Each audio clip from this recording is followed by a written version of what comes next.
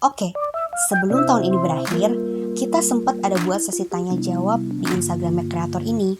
Jadi pertanyaannya itu, apa yang Anda sesali di tahun 2020? Kebetulan ada beberapa temen yang jawab. Jadi, gua bakal paparin beberapa jawaban dari temen-temen ke kalian.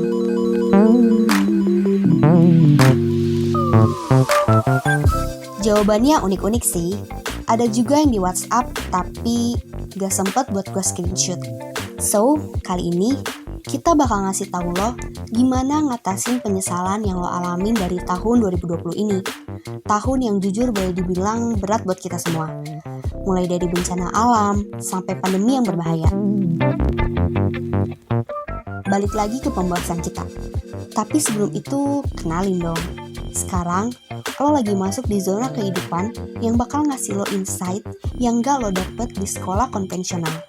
Tentu aja, bahasan dari kita ini relate banget sama kehidupan hari ini.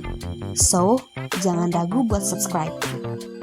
Nah, sebelum masuk ke caranya nih, kita perlu dulu buat tahu penyesalan ini datangnya dari mana.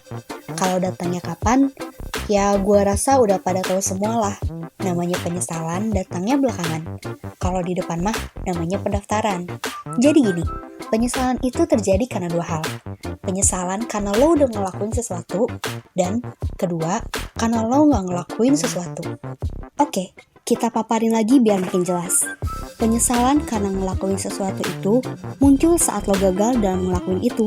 Anggap aja lo nyesel karena udah mulai bisnis butik misalnya. Lo nyesel karena endingnya lo rugi. Jadinya, lo harus out of business atau bangkrut. Kalau penyesalan karena nggak ngelakuin sesuatu, itu muncul karena rasa penasaran yang masih membara dalam diri lo. Mostly ending dari penyesalan jenis ini bakal kayak gini. Andai aja dulu gue mulai bisnis butik, pasti sekarang gue udah kaya. Kurang lebih bakal kayak gitu lah. Jadi, sekarang udah jelas ya. Tapi yang perlu lo tahu itu, ternyata nih ya, penyesalan ini bisa bikin lo jadi pribadi yang lebih baik. Jadi penyesalan ini ada gunanya juga. Gimana ini bisa bikin lo jadi lebih baik? Simple banget kan sebenarnya. Kalau lo jadiin penyesalan ini sebagai pembelajaran. Seperti pernyataan teman kita tadi, nyesel karena sering ketiduran di waktu sholat. Berarti jawabannya adalah manajemen waktu. Penyesalan karena masih jadi beban orang tua. Ya, solusinya berusaha sekeras mungkin buat ngeringanin beban orang tua. Gua rasa konsep pembelajaran kayak begini, lo udah pada paham semua lah. Tapi buat dilakuin itu susah banget. Banyak yang paham, tapi cuma sekedar paham doang. Dan lo semua kan udah pada tahu, kalau orang bijak itu adalah orang yang bisa belajar dari kesalahan. Sekarang nih, gimana caranya ngatasin penyesalan itu? Ada beberapa langkah yang bakal lo lakuin. So, langsung aja ke langkah yang pertama. Lo harus tahu kalau manusia itu tempatnya salah. Jadi, berbuat salah itu wajar banget. It's okay. Tapi, jangan sampai lo jatuh di kesalahan yang sama.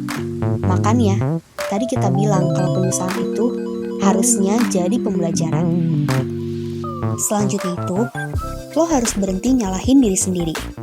Lo gak perlu terlalu menghakimi diri lo karena kesalahan yang udah lo buat. Gak perlu sampai nganggep diri lo itu useless. Jangan kayak gitu. Ini malah bakal memperkeruh keadaan doang. Lo malah bakal jadi orang yang takut buat nyoba, takut buat ngelakuin sesuatu karena takut salah. Dan ini gak bakal bikin lo berkembang sama sekali. Langkah ketiga adalah tanemin yang namanya positive self-talk dalam diri lo. Kalau lo buat kesalahan, lo bilang sama diri lo, it's okay lo salah kali ini. Selanjutnya, lo harus bisa ngelakuin yang lebih baik lagi. It's okay buat kali ini, hari ini adalah pembelajaran buat lo. Besok pasti lo bisa ngelakuinnya dengan benar. Dan positive self-talk lain yang serupa. Next up, kita bakal ada video khusus lah mengenai positive self-talk ini. Jadi, tungguin ya. Balik lagi ke pembahasan kita. Langkah berikutnya adalah ubah perspektif lo.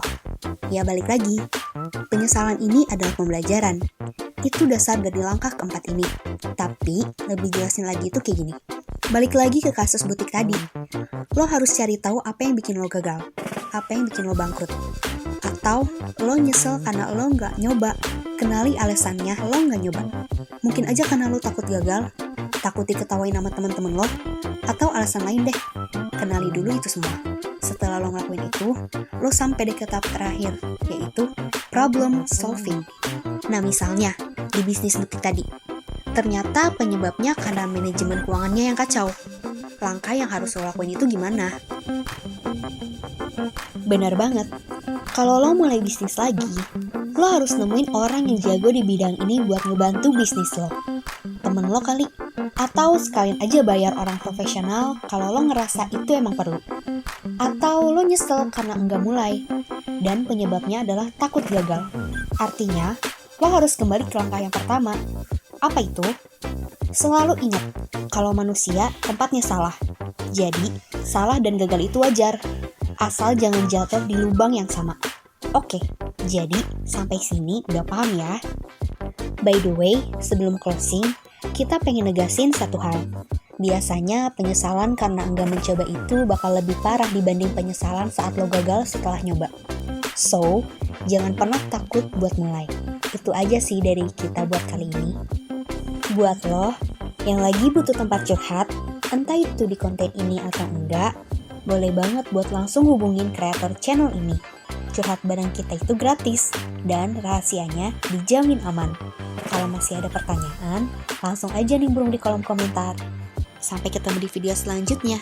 Tetap semangat jalani hidup di zona kehidupan lo. Thank you.